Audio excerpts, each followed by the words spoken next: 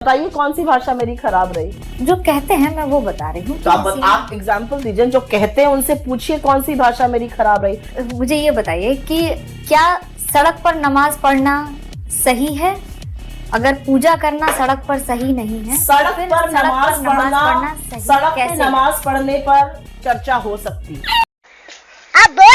दोस्तों, जैसा कि आपने देखा, आज का वीडियो बेहद ही शानदार होने वाला है, इसलिए अंत तक जरूर देखें। और यदि आप इस चैनल पर नए हैं तो चैनल को सब्सक्राइब अवश्य करें, ताकि ऐसे ही वीडियो आपको हमेशा देखने को मिलती रहे। वीडियो थोड़ा भी पसंद है तो लाइक जरूर करें। तो हेलो दोस्तों, मैं Abhay Nagvanshi change your luck zero से हीरो तक में आपका स्वागत है।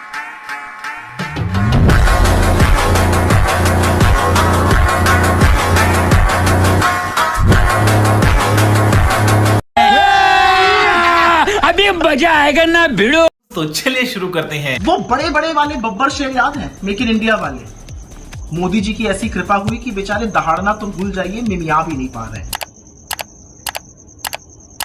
आप ताकत की बात कर रहे हैं, आपने मुद्दों की बात की है। जो कुछ अहम मुद्दे थे वो आरक्षण को लेकर के थे, चुनावी मुद्दे। आपने कहा कि संविधान बदल दिया जाएगा, प्रति हमने देखी है संविधान की लेकर के आपके सांसदों ने भी शपथ ली।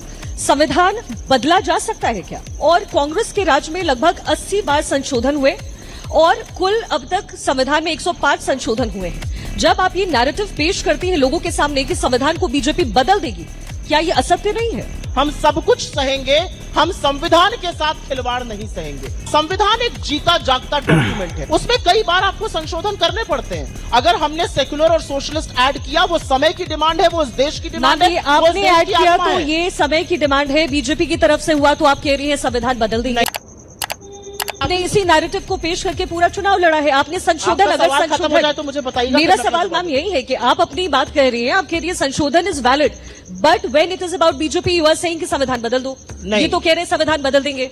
शिखा जी, आपका आक्रामकता मुझे अच्छी लगे, मुझसे आक्रामक होकर आपको जवाब देती हूँ। हिंदुस्तान की जनता पर मुझे जो उनकी इन्नेट विजडम है ना, उस पर बहुत यकीन है। जो उन्होंने जनादेश दिया है वो उन्होंने जनादेश सोच समझ कर दिया है। वो दूध पीते बच्चे नहीं जिनको हम कुछ समझा देंगे वो समझ जाएंगे और जाकर वोट दे देंगे। तो मैम मुझे लगता है जनता का अपमान है। 2014 में भी तो आपके जनादेश आपके खिलाफ गया।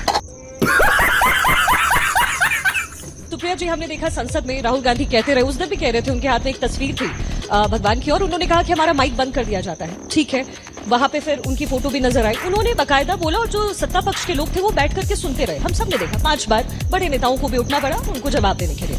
लेकिन जो प्रधानमंत्री मोदी बोलने के लिए वहां पर आए, through out the conversation, through out the speech, विपक्ष बोलने ही नहीं दे रहा था, बहुत सारे मुद्दे थे।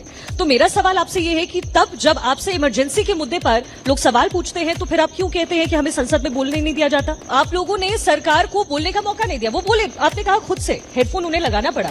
क्या ये देश की जनता जो सत्ता में लेकर के आई है बीजेपी को, उसको हक नहीं है कि सरकार क्या जवाब दे रही है?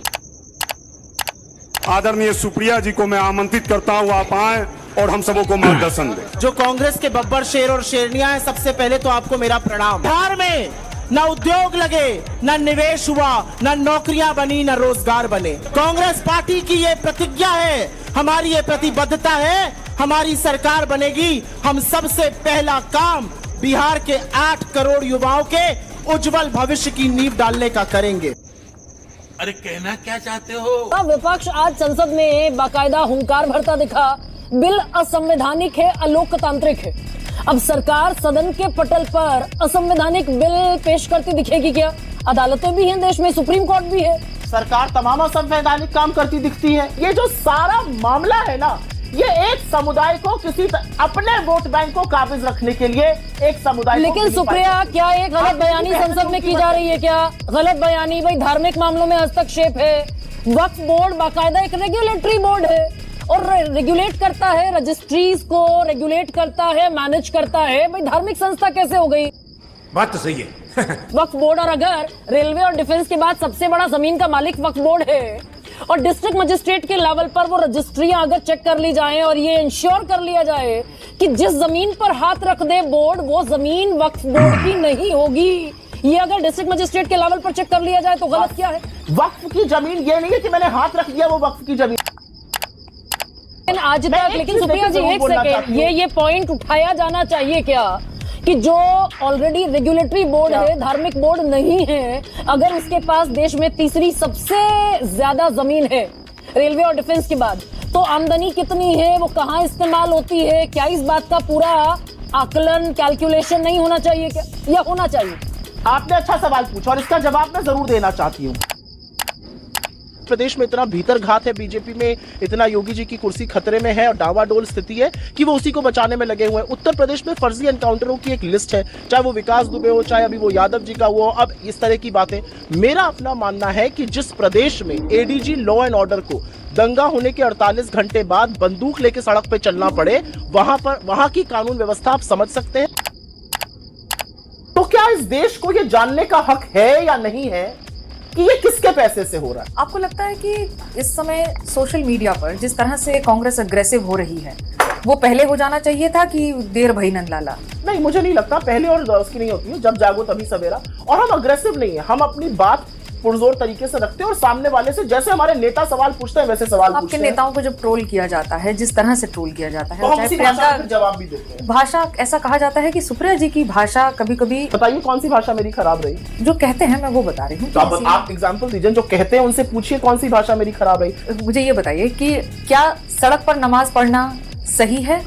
अगर पूजा करना सड़क पर सही नहीं है, सड़क पर नमाज पढ़ना, सड़क पर नमाज पढ़ने पर चर्चा हो सकती है।